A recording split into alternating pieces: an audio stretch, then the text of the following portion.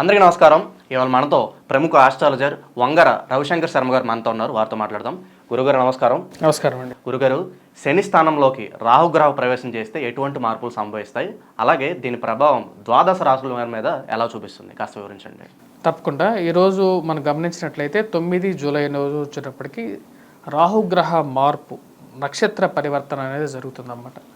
నక్షత్ర పరివర్తన అనేది చాలామందికి తెలియదు, దానికి ఐడియాలజీ కూడా వచ్చేటంటే రాబోతున్నటువంటి 8 నెలల కాలము రాహుగ్రహ మార్పు అనేది ఈ యొక్క ఉత్తరాభాద్ర నక్షత్రంలోనే ఉండబోతుంది.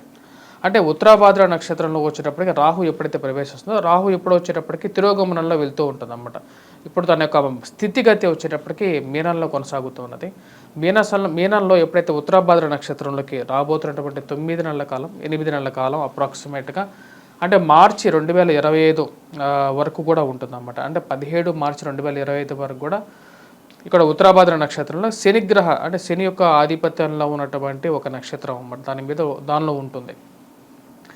ఇక ప్రభావం వచ్చేటప్పటికి 27 నక్షత్రాలు ఏవైతే ఉన్నాయో 27 నక్షత్రాల మీద కూడా దీని యొక్క ప్రభావం అనేది ఉంటుంది.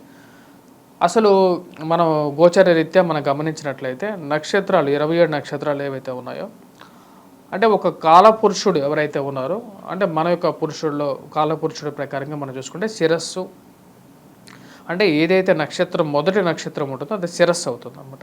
ఆ శిరస్సులో ఉన్నటువంటి రాహువు తన యొక్క దృష్టిని మిగతా 27 నక్షత్రాల మీద ఎప్పుడైతే చూస్తాడో, ఆ యొక్క 27 నక్షత్రాల మీద కూడా యొక్క ప్రభావం ఉంటుందని చెప్పి గోచార శాస్త్రంలో ఉన్నటువంటి కాన్సెప్ట్ అన్నమాట. ఇది నక్షత్ర రీత్యా మనం నిజంగా యాక్చువల్గా తెలుసుకోవాలి ఫలితం అని అన్నప్పుడు ఎప్పుడైనా సరే నక్షత్రం ఫలితమే తెలుసుకోవాలన్నమాట.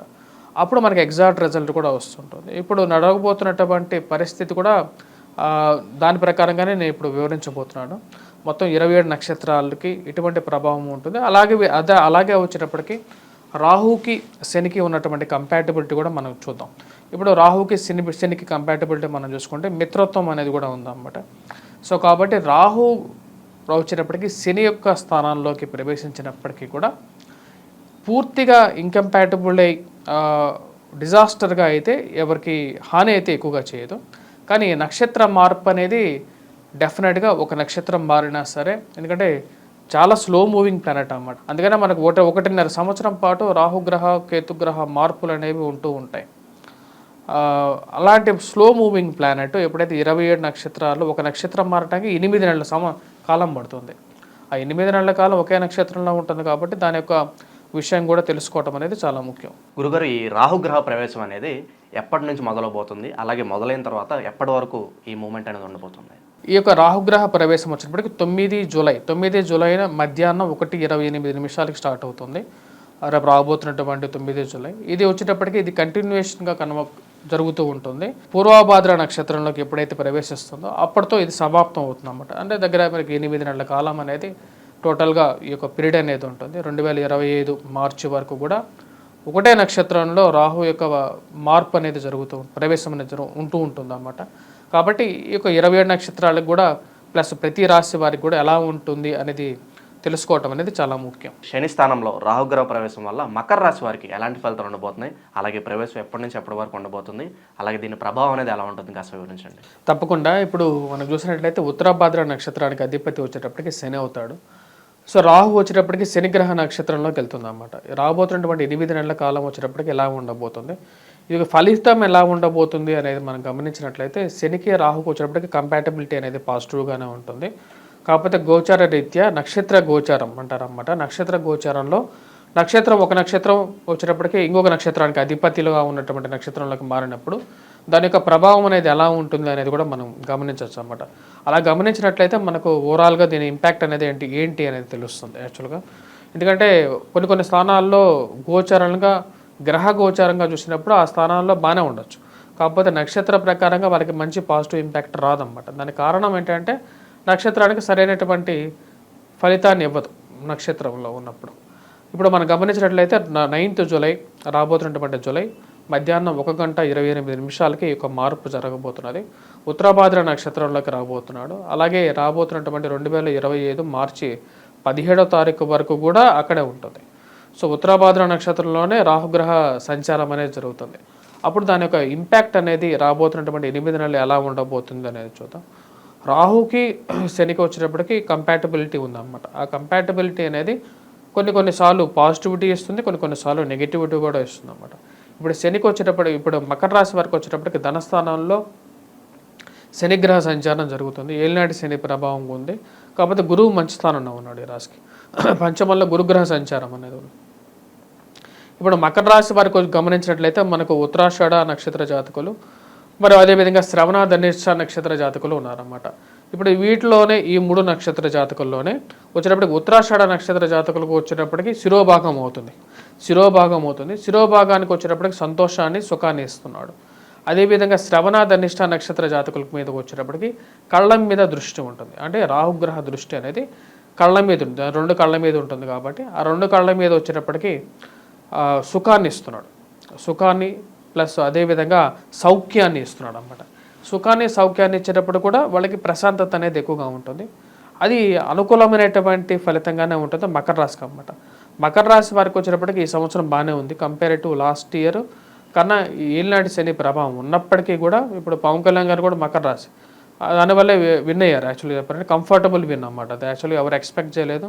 నా పంచాంగంలో కూడా నేను అదే రాశాను అన్నమాట, పవన్ కళ్యాణ్ గారు గెలుస్తారని చెప్పి. ఆ టైంకి అసలు యాక్చువల్గా కూటమికి ఫామ్ కూడా అవ్వలేదు. కూటమి గెలుస్తుందని చెప్పి నేనే చెప్పాను. యాక్చువల్గా టీవీ నైన్లో కూడా అది నేనే చెప్పాను. కానీ వితండవాదులు ఎవరు నమ్మలేదు. కానీ పొలిటికల్గా చెప్పడం అనేది యాక్చువల్గా అంత కరెక్ట్ కాదు. ఎందుకంటే అది చాలా ఇంపాక్ట్, ప్రజలే నిర్ణేతలు అన్నమాట. ప్రజలు తీర్పిచ్చాక చెప్తే ఇంకా కరెక్ట్గా ఉంటుంది. కాకపోతే ముందు తర్వాత చెప్తే ఎవరు నమ్మడు. అయిపోయిన రిజల్ట్కి నువ్వు ఇప్పుడు చెప్పడం ఏంటి అనుకుంటారు. కానీ ఆ టైంలో చెప్పాను, నేను కరెక్ట్గానే చెప్పాను. రిజల్ట్ కూడా కొంతమంది వితండంగా వాదించారు. సరే, వాట్ ఎవర్ ఇట్ మేబీ. ఇప్పుడు వచ్చేటప్పటికి రాహు మంచి స్థానంలో ఉన్నాడు. ఈ రాశి వారికి వచ్చేటప్పటికి అనుకూలమైనటువంటి కాలం. యాక్చువల్గా వచ్చేటప్పటికి రాజకీయంగా అనుకూలంగా ఉంటుంది. కాకపోతే శని ధనస్థానంలో ఉన్నప్పుడు కుటుంబంలో ఏదో ఒక ఇష్యూ అనేది ఏర్పడుతూ ఉంటుంది. కానీ గురువు మంచి స్థానంలో ఉన్నప్పుడు ఏంటంటే కొన్ని పాజిటివిటీ ఎక్కువగా ఉన్నప్పుడు నెగిటివిటీ అనేది తక్కువగా కనపడుతూ ఉంటుంది. గురువు పంచమంలో ఉన్నాడు. ఇది వ్యాపార పరంగా కానీ అనుకూలమైనటువంటి కాలం. రాహు కూడా మంచి స్థానంలో ఉన్నాడు కాబట్టి ఇది కెరియర్ పరంగా అడ్వాన్స్ అవ్వగలుగుతారు. 10 మందిలో పేరు ప్రఖ్యాతులు తెచ్చుకోవడానికి కానీ, రాజకీయ పరంగా కూడా ఒక అనుకున్నటువంటి స్థాయికి రీచ్ అవ్వగలుగుతారు. ఆఫీసెస్లో కానీ లేకుండా ఉంటే వృత్తిపరంగా కానీ వీరు చేసేటువంటి పనులకి గుర్తింపు అనేది ఎక్కువగా పొందగలరు అనేది జరుగుతుంది. అలాగే విద్యార్థులకి ఎలా ఉండబోతుంది గురుగారు? విద్యార్థులకి దూర ప్రాంత ప్రయాణం చేయాలనుకున్న వాళ్ళు, లేకుండా విదేశీయానం చేయాలనుకున్నటువంటి వారికి అనుకూలంగా ఉంటుంది. కంఫర్టబుల్గా వచ్చేటప్పటికి ఒక పొజిషన్లో ప్లేస్ అవుతారు. సుఖాన్ని పొందగలుగుతారు ఈ యొక్క నెక్స్ట్ 8 months అనేది. అలాగే వైవాహిక జీవితం ఎలా ఉండబోతుంది? వైవాహికల్లో వివాహ ప్రయత్న సంబంధితమైన విషయాల్లో అనుకూలత అనేది ఉంటుంది. వాటికన్నా వచ్చేటప్పటికి సంతాన భాగ్యం అనేది ఉంటుంది మకర రాశి వారికి. ఎందుకంటే పంచమంలో ఉన్నటువంటి గురువు యోగకారకుడు. స్త్రీలకి పురుషులకి ఇద్దరికీ వచ్చేటప్పటికి. ఎందుకంటే పంచమంలో ఉన్నటువంటి గురువు దృష్టి వచ్చేటప్పటికి చతుర్థాన్ని చూస్తాడు, భాగ్యస్థానాన్ని చూస్తాడు అన్నమాట. భాగ్యస్థానాన్ని చూసినప్పుడు స్త్రీకి భాగ్యం అనేది మాంగళ్య భాగ్యం, మరి దాంతోపాటు సంతాన భాగ్యం, ఈ 2 భాగ్యాలు పొందగలుగుతారన్నమాట. వాటితో పాటు వీరికి ఉద్యోగ భాగ్యం, అంటే నూతన ఉద్యోగం ప్రయత్నాల్లో అనుకూలత, ఇవనేవి అనుకూలిస్తున్నాయి. వీరికి వచ్చేటప్పటికి కంఫర్టబుల్ జోన్లో ఉంటారు. ఏ పని మొదలుపెట్టినా అది ముందు కదలపోవడం, ఇలా కొంతమంది బాధపడుతూ ఉంటారు. అదేమన్నా నయమయ్యే అవకాశం ఉందంటారా? అంటే ఈ రాశి వారికి వచ్చేటప్పటికి రాహువు గురువు బాగున్నారు, మంచి స్థానంలో ఉన్నారు. ప్లస్ వాటితో పాటు వీరికి వచ్చేటప్పటికి ఈ సంవత్సరం మంచి అనుకూలమైనటువంటి ఫలితాలే. కానీ శని బాగాలేడు. యాక్చువల్గా వచ్చేటప్పటికి శని ధనస్థానంలో ఉన్నప్పుడు ఏంటంటే ఇరుగు పొరుగు సఖ్యత బాగుండదు. అంటే ఈ చుట్టుపక్కల ఉన్న వాళ్ళే ఏదో ఒకటి న్యూసెన్స్ అనేది ఎక్కువగా ఉంటుంది. అది కొంచెం ఇష్యూస్. ప్లస్ వీళ్ళు కొద్ది కంట్రోల్డ్గా ఉండాలి. వాక్ అన్నమాట, అంటే మాట్లాడేటప్పుడు కొన్ని జాగ్రత్తలు తీసుకొని మాట్లాడితే, ప్లస్ ఇన్వెస్ట్మెంట్స్ పరంగా కొన్ని జాగ్రత్తలు తీసుకోవాలి. ఎందుకంటే ధనస్థానంలో ఉన్నప్పుడు శని కుటుంబాల ఐక్యతను తగ్గిస్తూ ఉంటాడు, దాంతోపాటు ఇరుగు పొరుగు సఖ్యతను కూడా తగ్గిస్తాడు. అవి 2 విషయాల్లో జాగ్రత్త అనేది అవసరం. మకర రాశి వారు ఎటువంటి పరిహారాలు చేసుకుంటే వీళ్ళకి శుభ ఫలితాలు ఉంటాయంటారు? మకర రాశి వారు ముఖ్యంగా వచ్చేటప్పటికి శనికి ఆరాధన చేయాలి. ఏలినాటి శని ప్రభావం ఉంది కాబట్టి ఆ యొక్క గ్రహం అంత బాగలేదు. దాంతోపాటు కేతు భాగ్యస్థానంలో ఉన్నాడు. కేతు భాగ్యస్థానంలో ఉన్నా సరే గురు దృష్టి భాగ్యస్థానం మీద ఉంది కాబట్టి కొంచెం న్యూట్రలైజ్ అవుతుంది. కానీ ధనస్థానంలో ఉన్నటువంటి శని వల్ల వచ్చేటప్పటికి వీరు వెంకటేశ్వర స్వామి ఆరాధన అనేది కంపల్సరీగా చేసుకుంటే అనుకూలంగా ఉంటుంది ఎక్కువగా. శని స్థానంలో రాహుగ్రహ ప్రవేశం వల్ల మకర రాశి వారికి ఎటువంటి పరిహారాలు ఉంటాయో తెలియజేసినందుకు ధన్యవాదాలు గురుగారు.